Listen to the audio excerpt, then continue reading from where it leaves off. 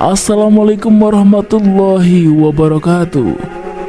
Kisah Nabi Idris alaihissalam lengkap dari lahir hingga wafat. Sejarah Nabi Idris. Nabi Idris merupakan salah satu nabi dan rasul yang mendapat amanah dari Allah Subhanahu wa Ta'ala untuk menyampaikan ajaran tauhid kepada umat manusia di zamannya. Beliau juga ditugaskan untuk memberi pedoman hidup kepada kaumnya agar selamat dan terhindar dari siksaan Allah Subhanahu wa Ta'ala. Beliau hidup pada tahun 4188 hingga 4533 sebelum Masehi. Beliau merupakan keturunan Nabi Adam yang memiliki silsilah sebagai berikut: Idris bin Yarid bin Mahlail bin Kainan bin Anusi bin Syeds bin Adam. Beliau ini merupakan nabi yang pandai dalam segala bidang. Beliau juga rajin mempelajari berbagai mushaf peninggalan Nabi Adam. Selain itu, Nabi Idris juga diberi ilmu untuk membuat beragam alat yang bermanfaat untuk menunjang kehidupan manusia. Allah Subhanahu wa Ta'ala memberikan gelar kepada Nabi Idris Asadul Usud yang memiliki makna singa. Singa menggambarkan sifat beliau yang selalu teguh dan tidak putus asa dalam melaksanakan tugas-tugasnya. Beliau pun tentunya memiliki keberanian untuk menghadapi orang-orang kafir pada zamannya. Pada zamannya, banyak dijumpai manusia yang tidak mengingat Allah atau lalai akan perintah Allah. Akibatnya, Allah Subhanahu wa Ta'ala memberikan hukuman kepada kaum Nabi Idris dalam bentuk musim kemarau yang berlangsung sangat panjang. Melihat kondisi yang demikian, maka beliau pun berdoa kepada Allah Subhanahu wa Ta'ala agar hukuman yang diberikan kepada kaumnya dihentikan. Doa beliau dikabulkan oleh Allah Subhanahu wa Ta'ala. Hal ini ditandai dengan musim kemarau berhenti dan hujan turun ke bumi.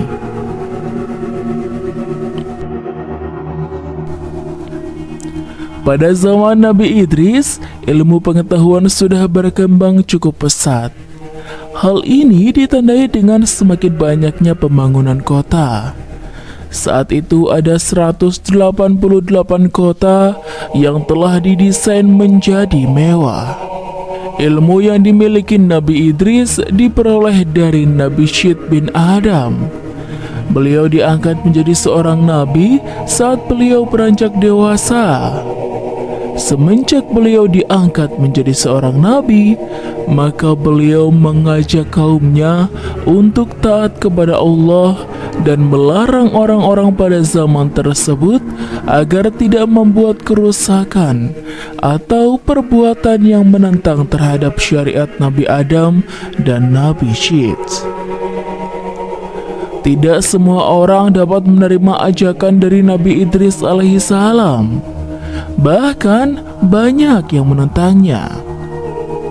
Dengan kondisi yang seperti itu, akhirnya beliau berhijrah menuju ke Mesir.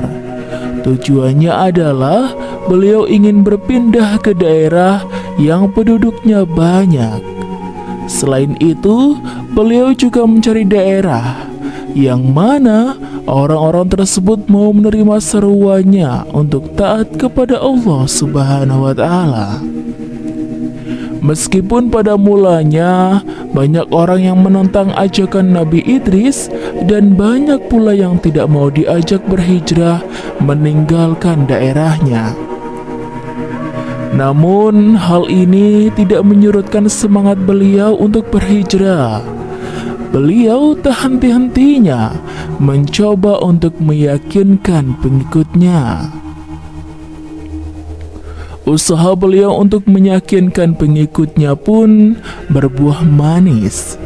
Kini usahanya tidak sia-sia. Akhirnya pengikutnya bersedia untuk diajak berhijrah. Pada akhirnya, beliau dan para pengikutnya berhijrah menuju ke Mesir.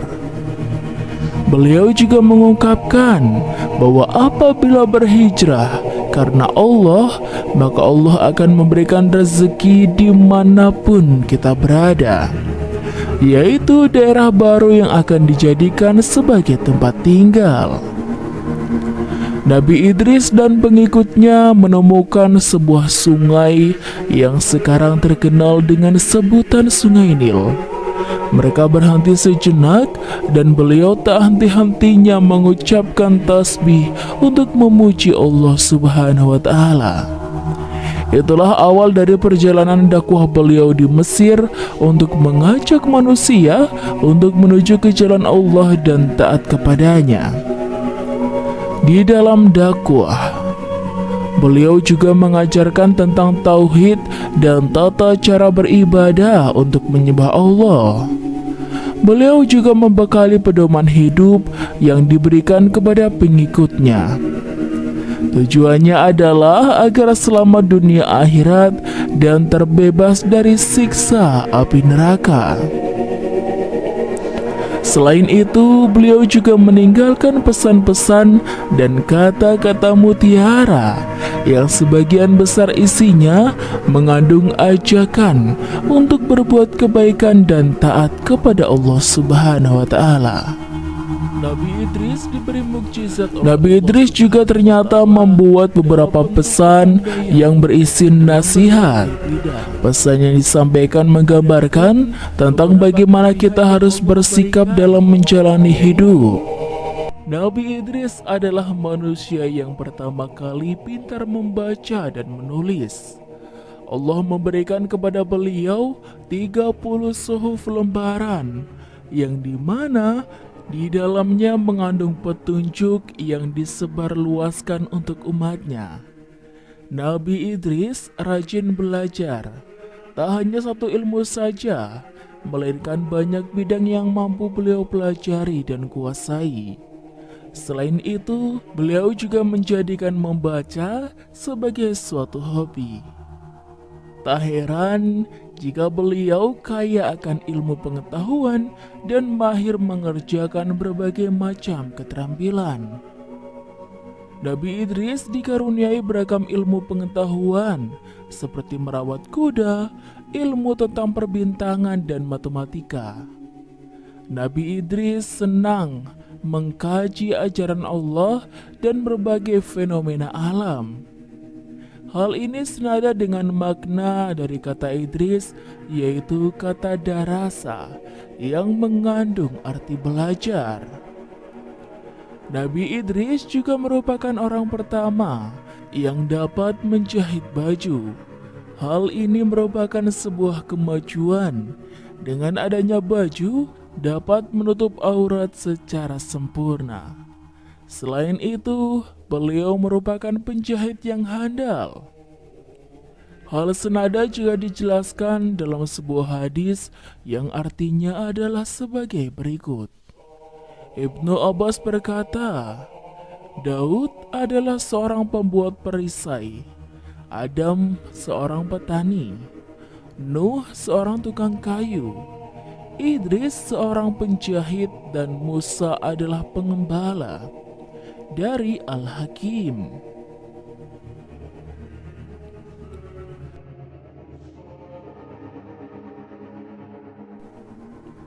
Nabi Idris bermukim di sebuah negara yang di dalamnya terdapat seorang raja yang kejam. Raja tersebut menganggap dirinya sebagai Tuhan, sehingga semua rakyatnya diminta untuk patuh terhadap perintahnya dan menyembahnya. Kehadiran beliau memiliki tugas untuk menyebarkan ajaran tauhid yang mengesahkan Allah seperti yang terdapat pada surat Al-Ikhlas yang artinya, katakanlah Muhammad, dialah Allah yang Maha Esa, Allah tempat meminta segala sesuatu. Allah tidak beranak dan tidak pula diperanakan, dan tidak ada sesuatu yang setara dengan Dia. Karena kekejaman raja dan sikapnya yang sewenang-wenang, akhirnya Nabi Idris diutus oleh Allah untuk menemui sang raja dan menyampaikan ajaran dari Allah. Namun, beliau malah diusir dan diancam akan dibunuh jika ia tidak segera pergi. Usai ia pergi, istri raja pun meminta izin untuk mengirim Al-Gucu dan membunuhnya. Raja pun menyetujui rencana istrinya. Ia dan pengikutnya bersembunyi di gua. Nabi Idris selalu berdoa kepada Allah untuk tidak menurunkan hujan. Lalu beliau menyarankan pengikutnya pergi ke negara Tenggara, karena di negara itu mengalami kekeringan yang amat dahsyat. Allah pun mengabulkan doa Nabi Idris. Allah menghancurkan negeri tersebut sehingga menjadi negeri yang miskin.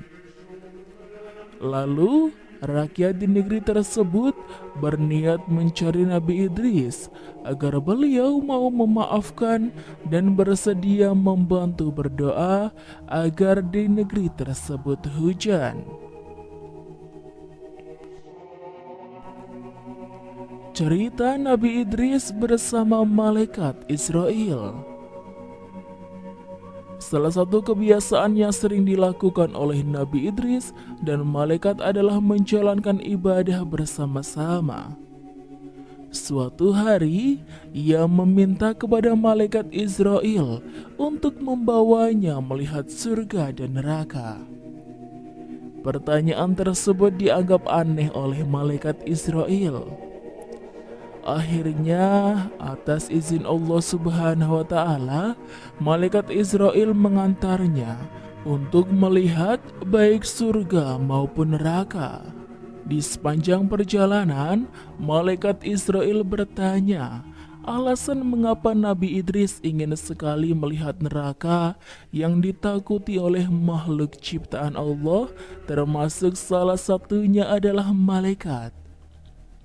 Mendengar pertanyaan dari malaikat, maka Nabi Idris berkata bahwa sebenarnya beliau pun juga takut dengan azab Allah. Beliau berharap dengan melihat malaikat dapat meningkatkan keimanan beliau kepada Allah Subhanahu wa Ta'ala. Saat Nabi Idris dan malaikat Israel berada di dekat pintu neraka, maka beliau tak sadarkan diri. Hal ini dikarenakan sosok malaikat yang menjaga neraka menakutkan. Hal ini dikarenakan malaikat penjaga neraka bertugas untuk menyiksa hamba Allah Subhanahu wa Ta'ala yang semasa hidupnya durhaka kepada Allah.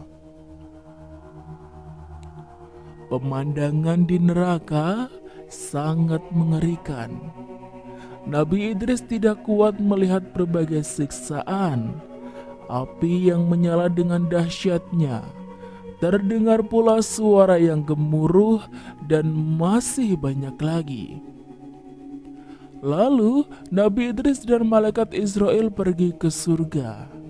Orang yang pertama kali dijumpai adalah malaikat Ridwan yang bertugas menjaga surga.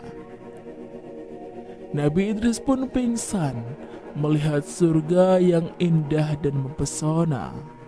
Beliau disambut oleh ketampanan malaikat Ridwan dengan wajah berseri-seri dan memberikan senyuman yang nampak enak dipandang mata.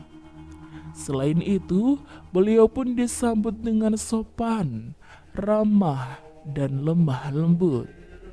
Saking kagumnya dengan isi surga, maka beliau tak henti-hentinya mengucapkan kata-kata subhanallah untuk memuji kebesaran Allah Subhanahu wa Ta'ala, sembari melihat keindahan sungai-sungai yang mengalir, istana, pepohonan, berbagai macam buah-buahan, dan lain-lain. Beliau didampingi para pelayan surga mengelilingi isi surga, yang membuat siapapun yang melihatnya akan terpana dan terpesona. Saat itu, Nabi Idris ingin meminum air sungai dan meminta izin. Akhirnya, malaikat Israel pun mengizinkannya. Pelayan surga lalu datang dan memberikan segelas air minum. Lalu, tak henti-hentinya, beliau mengucapkan kata Alhamdulillah saking senangnya bisa menikmati air minum yang menyegarkan dan sangat enak. Setelah selesai melihat-lihat surga, beliau diminta untuk meninggalkan surga dan kembali ke bumi. Kisah Nabi Idris dapat menjadi teladan dan contoh bagi kita dalam menjalani kehidupan di bumi ini. Hal ini dikarenakan Nabi Idris merupakan nabi yang dikaruniai kepandaian dalam segala bidang, baik membaca, menulis, berbagai keterampilan seperti menjahit dan lain-lain. Dengan demikian, kita bisa memetik hikmah yang dapat kita pelajari dari kisah Nabi Idris. Wallahu alam. Dan itulah sobat sedikit kisah kali ini. Kurang lebihnya Rizky mohon maaf. Dan sampai jumpa lagi di cerita berikutnya ya sobat.